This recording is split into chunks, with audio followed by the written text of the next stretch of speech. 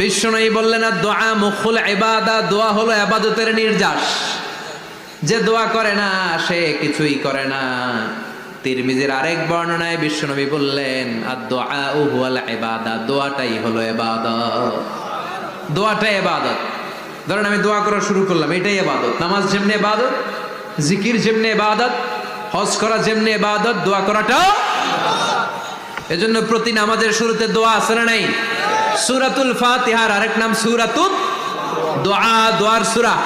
আমরা প্রত্যেকবার সূরা ফাতিহা যখন পড়ি আমরা পড়ি ইহদিনাস সিরাতাল মুস্তাকিম। সবাই পড়েন ইহদিনাস সিরাতাল মুস্তাকিম। ও আল্লাহ, আপনি আমাদেরকে সরল সঠিক পথ দেখান।